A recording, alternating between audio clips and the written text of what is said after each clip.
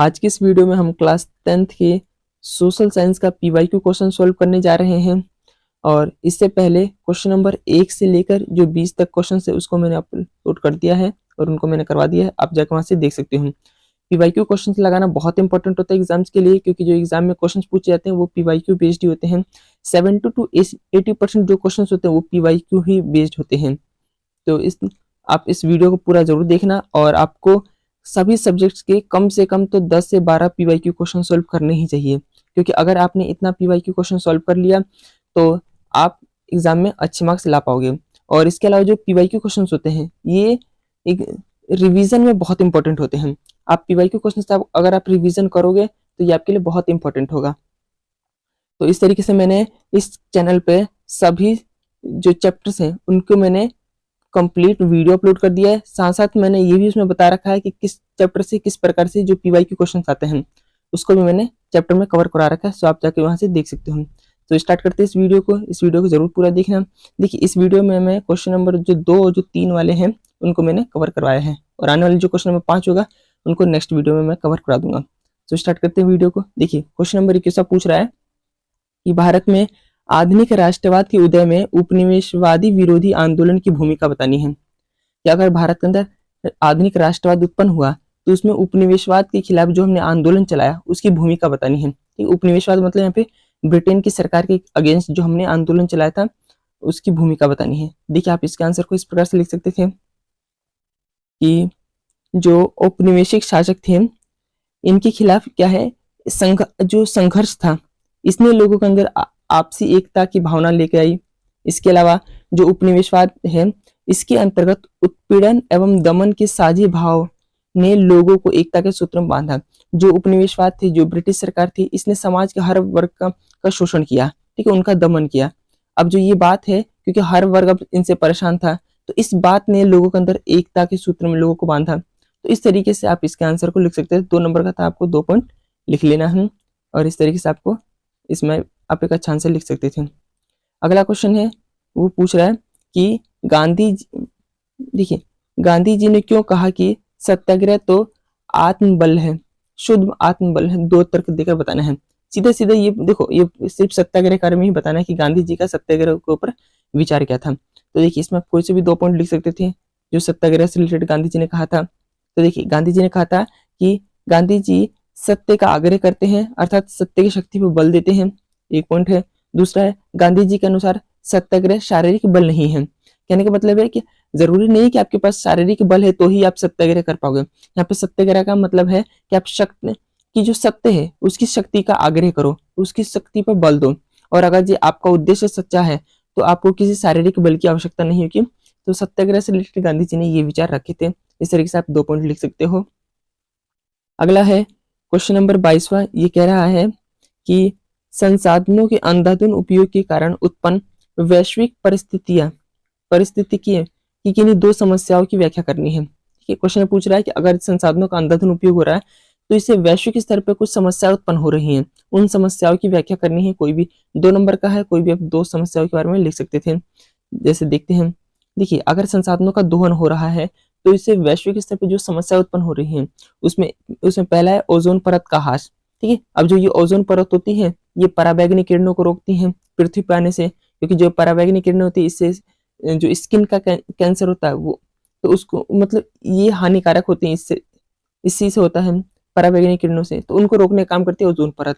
लेकिन अब जैसे जैसे जो संसाधनों का दोहन हो रहा है तो CO2 जो कार्बन डाइऑक्साइड गैस है ये इसका मतलब ये निकलती है बड़े मात्रा में, जिसके कारण इनका ह्रास हो रहा है ओजोन परत का। इसके अलावा अगला है ग्लोबल वार्मिंग। ग्लोबल वार्मिंग का मतलब पृथ्वी का जो तापमान है ये बढ़ जाता है। ठीक, इससे होता है कि जो हमारी जो पृथ्वी के ऊपर जो ये ग्लेशियर है, ऊपर एक ग्लेशियर है, ठीक है, नीचे ग्लेशियर, तो ये ग्लेशियर पिघलने लगते हैं और इससे समुद्र का जो स्तर होता है ये बढ़ जाता है और बाढ़ जैसी समस्याएं आने लगती हैं। इस तरह से ग्लोबल वार्मिंग बढ़ रहा है और इसके अलावा पर्यावरण बहुत ज्यादा प्रदूषित हो रहा है। तो संसाधनों के अंधाधुंध उपयोग से ये समस्याएं निकल कर आ रही हैं। अगला है, देखिए, अगला क्वेश्चन है कि जो लैंगिक असमानता को दूर करने कोई 2 सुझाव दीजिए। अगर जे हमें महिला पुरुष को लेकर जो असमानता समाज में इसको दूर करना है तो इसे कोई 2 उपाय देना है। देखिए, क्वेश्चन नंबर 23 का आप आंसर लिख सकते थे कि महिलाओं के बीच साक्षरता दर को बढ़ाकर इस समस्या को कम किया जा सकता है।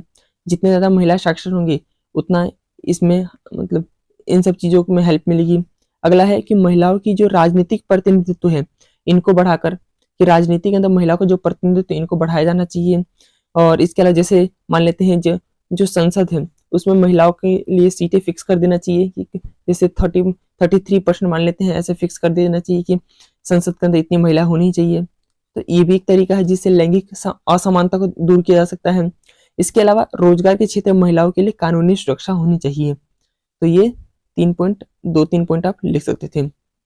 2 नंबर का है 2 पॉइंट लिख दो, कोई दिक्कत नहीं, बहुत ज्यादा इसको विस्तार से बताने की जरूरत भी नहीं है।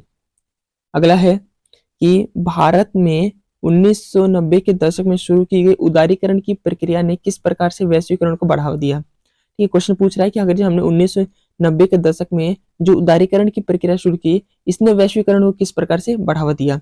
ठीक है, तो वैश्वीकरण का मतलब होता है कि एक देश की अर्थव्यवस्था का दूसरे देश की अर्थव्यवस्था के साथ जुड़ना, ये वैश्वीकरण कहलाता है। कहने का मतलब जैसे एक देश ये है, एक देश ये है, अगर इसने इससे व्यापार किया, इसने इससे व्यापार किया, तो इससे इनकी अर्थव्यवस्था जुड़ जाती है। अब जो ये अर्थव्यवस्था ये व्यापार करने से जुड़ती है, लोगों के एक जगह से दूसरी जगह जाने से जुड़ती है, पूंजी का व्यापार आदान प्रदान से ये अर्थव्यवस्था जुड़ती है। तो इस तरीके से अर्थव्यवस्था जुड़ती है और जो अर्थव्यवस्था का जुड़ना ही वैश्वीकरण कहलाता है। तो हमें बताना है कि उदारीकरण की वजह से ये वैश्वीकरण किस प्रकार से संभव हो पाया। उदारीकरण का भी मतलब समझ लीजिए, 1 नंबर पूछ लेता है। उदारीकरण का मतलब होता है जो व्यापार होता है उस पर से टैक्स वगैरह जो हटा देना ही उदारीकरण कहलाता है। ठीक है, अवरोधों को हटाना ही उदारीकरण कहलाता है। तो इस उदारीकरण ने वैश्वीकरण से किस प्रकार से बढ़ावा दिया। तो देखिए इसका आंसर आप इस प्रकार से लिख सकते थे, क्वेश्चन नंबर 24 है ना।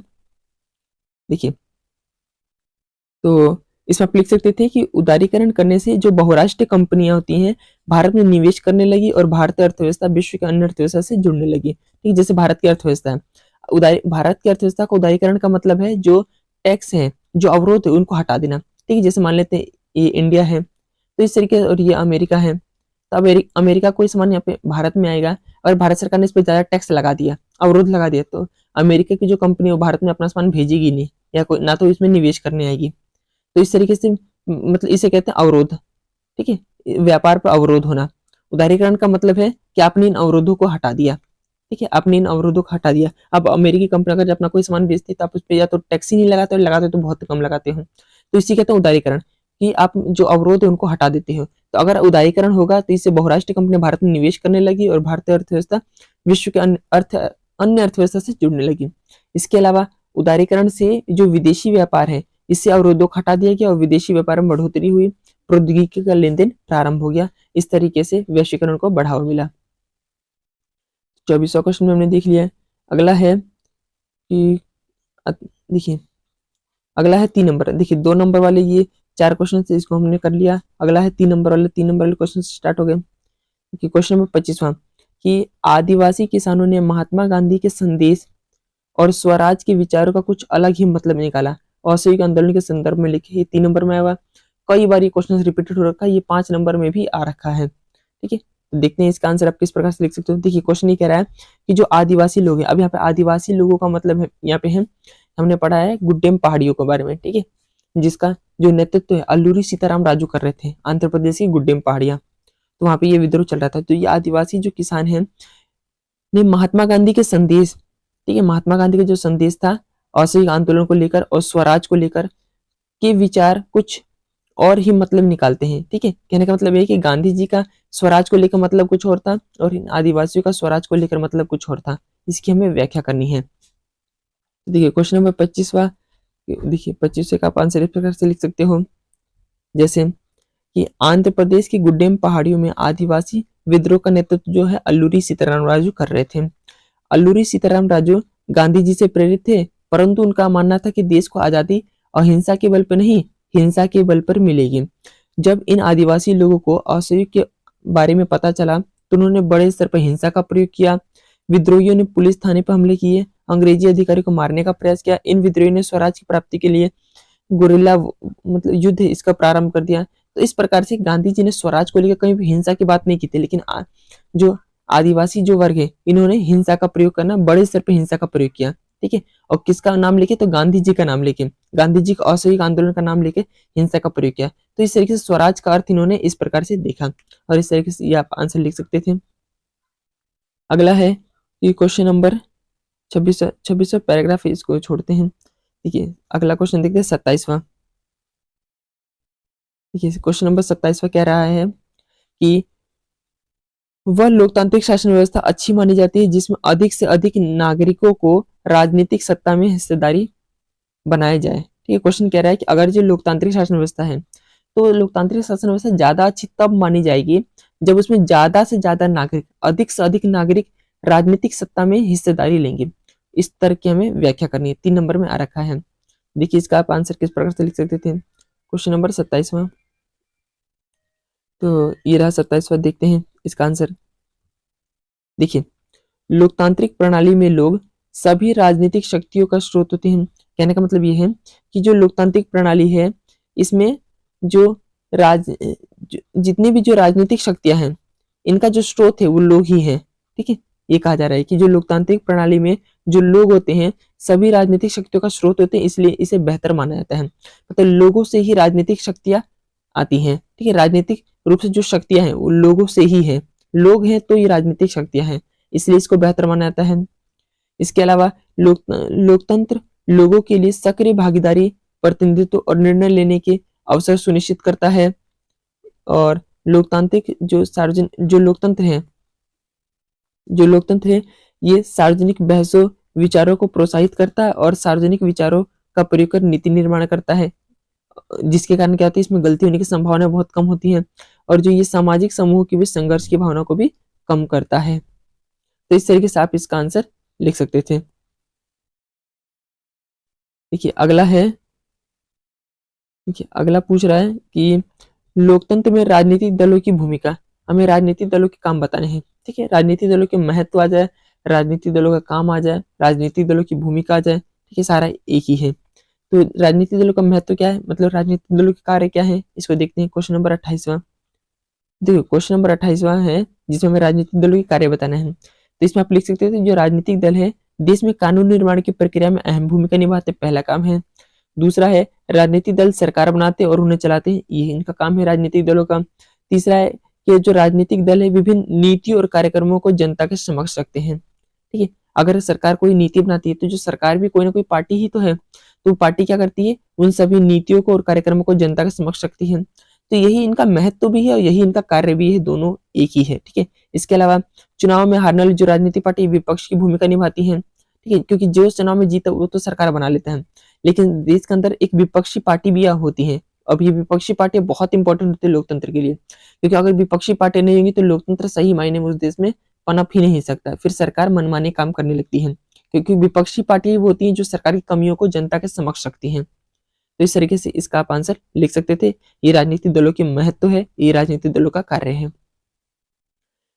अगला है, देखिए अथवा में पूछ रखा है कि भारत में बहुदलीय व्यवस्था को क्यों अपनाया गया है, उचित तर्कों के सहित हमें व्याख्या करनी है। भारत के अंदर बहुदलीय व्यवस्था है, बहुदलीय मतलब बहुत सारी व्यवस्था है, तो बहुत सारे दल हैं, बहुत सारी पार्टियां हैं, तो हमने आखिर इनको अपनाया क्यों है। तो देखिए 28वें का आप आंसर लिख सकते थे कि देखिए क्वेश्चन नंबर 28वां है, इसका अथवा है कि भारत ने अपने सामाजिक विविधता के कारण बहुदलीय व्यवस्था को अपनाया। समाज के अंदर, हमारे देश के अंदर अलग अलग धर्म के लोग हैं, अलग अलग जाति के लोग हैं, अलग अलग उपजाति के लोग हैं, लोग भौगोलिक आधार पर बटे हुए हैं, सांस्कृतिक आधार पर बटे हुए हैं, जाति के आधार पर बटे हुए हैं। तो इस प्रकार से भारत के अंदर जो विविधता है ये बहुत ज्यादा है। तो इस सामाजिक विविधता के कारण ही हमने बहुदलीय शासन व्यवस्था अपनाई है, क्योंकि अब इतनी सारी अगर विविधताएं हैं तो कोई एक पार्टी इन सारी जो विविधताओं को समेट नहीं सकती या फिर इन लोगों की इच्छाओं को पूरा नहीं कर सकती, इसलिए हमने बहुदलीय शासन व्यवस्था को अपनाया है। इसके अलावा भारत में विशाल भौगोलिक विविधता है। ठीक है, भारत का एक इलाका जो है वो रेगिस्तान है, तो एक इलाका मैदानी है, एक इलाका पठार है, एक इलाका जो है हिमालय क्षेत्र है। ठीक है, तो इस तरीके से मतलब भारत में अलग अलग भौगोलिक विविधता है, इसलिए 2 या 3 पार्टी इतने बड़े भौगोलिक क्षेत्रों को समेट पाने में सक्षम नहीं है। और बहुदलीय व्यवस्थाओं के अंतर्गत विभिन्न हितों और विचारों को राजनीतिक प्रतिनिधित्व मिल जाता है। अगर बहुत सारे राजनीतिक दल होंगे तो सभी विचारों को, सभी हितों को राजनीति में जगह मिल जाएगी। तो ये सोच के हमने बहुदलीय शासन व्यवस्था को अपनाया है, बहुदलीय पार्टियों को अपनाया है हमने। इसके अलावा क्वेश्चन नंबर 29 से ये कह रहा है कि भारतीय अर्थव्यवस्था के सार्वजनिक एवं निजी क्षेत्रों में अंतर बताना है। सार्वजनिक क्षेत्र को निजी क्षेत्र में सीधे सीधे हमें अंतर बताना है कि डिफरेंस क्या है सार्वजनिक क्षेत्र और निजी क्षेत्र। देखते हैं क्वेश्चन नंबर 29वां। देखिए, जो सार्वजनिक क्षेत्र की बात है, अब जब भी अंतर बताना होता है तो इस तरीके से बॉक्स बना के, जैसे इसमें सार्वजनिक क्षेत्र या फिर निजी क्षेत्र, इस तरीके से ही बॉक्स बना के ही किया जाता है। ठीक है, तो अगर एग्जाम में आए कोई अंतर पूछे तो आप बॉक्स बना के ही करोगे। देखिए, सार्वजनिक क्षेत्र की बात करें तो इनका प्रमुख उद्देश्य होता है जन कल्याण करना। ये जो सार्वजनिक क्षेत्र होता है गवर्नमेंट के कंट्रोल पे होता है, तो इनका प्रमुख उद्देश्य होता है जन कल्याण, जनता का कल्याण करना। सार्वजनिक जो क्षेत्रक होते हैं ये पूरी तरीके से सरकार के नियंत्रण में होते हैं। इसका एग्जाम्पल रेलवे और डाकघर। इसके अलावा जो निजी क्षेत्रक है, जो प्राइवेट जो क्षेत्रक है, ये कह रहा है कि इनका प्रमुख उद्देश्य लाभ कमाना है। जो ये क्षेत्रक है पूरी तरीके से एक व्यक्ति या लोगों के एक समूह के नियंत्रण में होता है। इसका एग्जाम्पल रिलायंस कंपनी, टिस्को, ये इसके एग्जाम्पल्स हैं। इसके अलावा अगला है, देखिए अगला है क्वेश्चन नंबर, इसी के अथवा में है, हमने राजनीतिक दलों की भूमिका देख ली, हमें बहुदलीय शासन व्यवस्था क्यों अपना ये भी देख लिया, और भारतीय अर्थव्यवस्था में निजी। अच्छा, तो इस तरीके से हमने जो क्वेश्चन नंबर 2 नंबर को 3 नंबर के जितने भी क्वेश्चन है उनको हमने पूरा कर लिया है। अगर वीडियो अच्छी लगी तो वीडियो को लाइक और चैनल को सब्सक्राइब जरूर कर लेना। इस तरीके से मैं सोशल साइंस के जो 10 से 12 PYQ क्वेश्चन है उनको मैं करवाने वाला हूँ। अगर आप इन 10 से 12 PYQ क्वेश्चन को देख लेते हो तो 100% जो आपके मार्क्स है सोशल साइंस में, ये आप देखोगे कि जब आप एग्जाम में बैठोगे तो आपको कई सारे क्वेश्चन, यही क्वेश्चन आप देखोगे रिपीट हो रहे हैं। तो PYQ क्वेश्चन लगाना बहुत इंपॉर्टेंट होता है। आप सभी सब्जेक्ट के PYQ क्वेश्चन लगाना। इस चैनल पे मैंने सभी जितने भी सब्जेक्ट्स होते हैं सभी के मैंने 7-7 8-8 लगभग मैंने PYQ क्वेश्चन अपलोड कर दिए हैं। आप जाके वहाँ पे जरूर आप इन जो PYQ क्वेश्चन इनको आप लगा सकते हो, चाहे वो मैथ्स हो, साइंस हो, SST हो, इंग्लिश हो, हिंदी हो। तो इस तरह के सभी जो सब्जेक्ट्स हैं उनके मैंने PYQ क्वेश्चन इस पर अपलोड कर दिया, आप जाके वहाँ से देख सकते हो।